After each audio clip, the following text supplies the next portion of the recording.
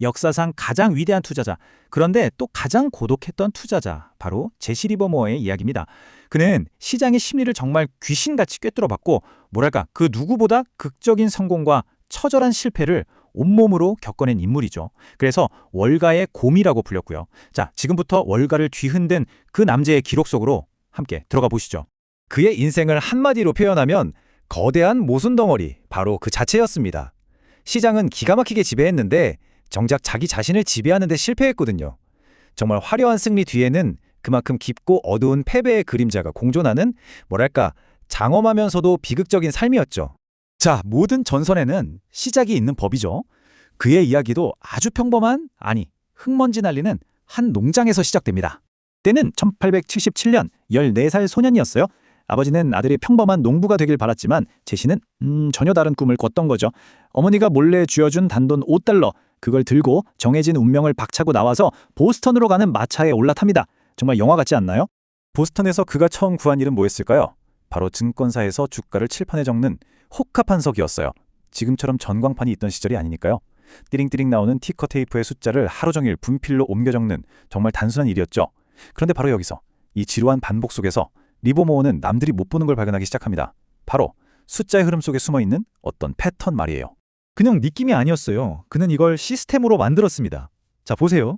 먼저 숫자의 흐름을 끈질기게 관찰해요. 그러다 이런 패턴 다음엔 오르던데? 하는 가설을 세우죠. 그리고는 그걸 작은 수첩에 빼곡히 기록하고 아주 적은 돈으로 직접 베팅해보는 거예요. 맞나 틀리나. 이걸 수없이 반복하면서 감정은 싹 빼고 기계적인 원칙을 세운 거죠. 이게 바로 나중에 월가를 뒤흔드는 추세 매매의 시작이었습니다. 결과요, 진짜 놀라지 마세요. 1년 만에 그 $5가 $1000가 됩니다. 당시 성인 1년치 연봉이에요. 15살짜리가요. 숫자의 흐름을 그냥 읽는 수준이 아니었던 거죠. 당시의 사설거래소 버켓샵이란 곳에 돈을 그냥 싹쓸이 해버리니까 어떻게 됐겠어요? 쟤는 너무 잘 맞춰 하면서 보스턴의 모든 버켓샵에서 쫓겨납니다. 꼬마 도박사라는 별명과 함께요. 자, 이제 보스턴은 너무 좁아졌죠. 그의 다음 무대는 어디였을까요? 네, 바로 세계 금융의 심장부, 뉴욕 월스트리트입니다. 근데 월스트리트가 만만했을까요? 천만에요. 여기서 인생 첫 파산을 경험합니다. 왜냐하면 버킷샵은 그냥 돈 놓고 돈 먹기식으로 바로바로 결과가 나왔는데 진짜 시장은 달랐거든요. 주머니를 넣고 체결되기까지 아주 미세한 시간차, 슬리피지가 있었던 거예요. 이 작은 차이 때문에 그의 완벽했던 시스템이 완전히 무너져버렸고 그는 빈털터리가 됩니다. 하지만 리버모어는 여기서 무너지지 않았죠. 오히려 시장을 더 깊게 파고들었습니다. 그리고 마침내 1907년 모두가 더 간다, 더 올라간다 외치면서 축배를 들고 있을 때 그는 혼자 다른 걸 본 거예요. 아, 이 파티 곧 끝나겠구나. 시장의 에너지가 다 소진됐다는 걸 직감한 거죠. 그리고 모두가 살 때 그는 정반대로 움직이기 시작합니다. 바로 역사에 기록될 거대한 공매도에 나선 거죠. 결과는 뭐 말할 것도 없죠. 시장은 대폭락했고 그는 하룻밤 만에 백만장자가 됩니다. 그의 매도 분량이 얼마나 시장을 뒤흔들었냐면요. 당대 금융의 신 JP모건이 직접 전보를 보내서 제발 시장 좀 그만 무너뜨리시오 하고 부탁할 정도였어요. 상상이 가시나요? 이 사건 하나로 그는 월가의 거대한 곰이라는 던설적인 별명을 얻게 됩니다. 그리고 마침내 그의 인생 최고의 하이라이트가 찾아옵니다. 바로 1929년 대공황. 미국 전체가 주식만 사면 부자 된다는 광기에 휩싸였을 때 리버모어는 홀로 이 거대한 거품의 끝을 보고 있었어요. 그리고 정말 무서운 작전을 시작합니다. 시장이 눈치채지 못하게 수십 개 증권사로 쪼개서 아주 조용히 야금야금 역사상 최대 규모의 공매도 포지션을 쌓아간 거죠. 그리고 검은 목요일, 시장이 와르르 무너져 내린 그날, 그의 계좌에는 얼마가 찍혔을까요? 무려 $1억. 단 하루 만에요. 지금 돈으로 환산하면 수조 원입니다. 수조 원. 한 사람이 하루 만에 벌었다고는 도저히 믿기지 않는 정말 전무후무한 기록이죠. 그날 집에 돌아왔더니 아내가 새파랗게 질려서 묻더래요. 여보, 우리 이제 다 망한 거죠? 거지가 된 건가요?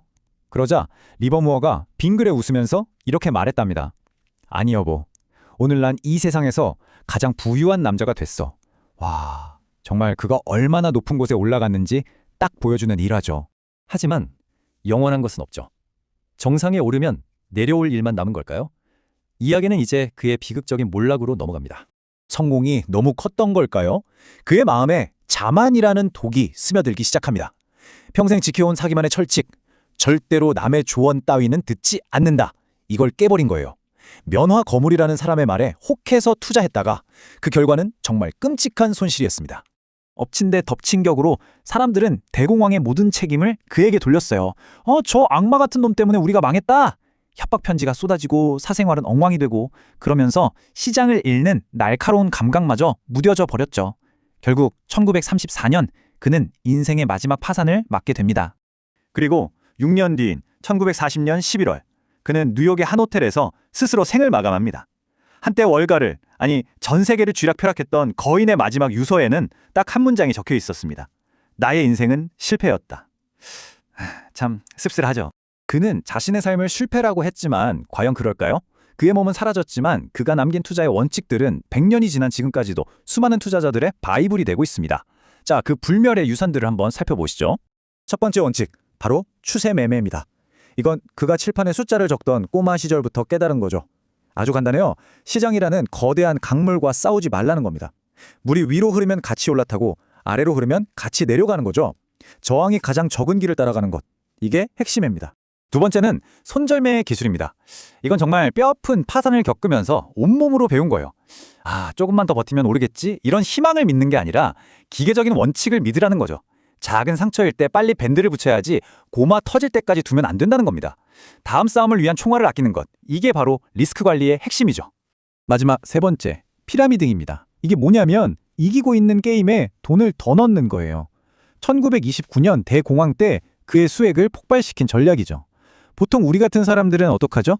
물린 종목에 돈 더 넣어서 물타기 하잖아요. 제발 본전만 와라 하면서. 근데 리버모어는 정반대였어요. 잘 나가는 말에 더 태우는 겁니다. 수익이 나는 종목에만 돈을 더 넣어서 이익을 피라미드처럼 거대하게 쌓아 올리는 거죠.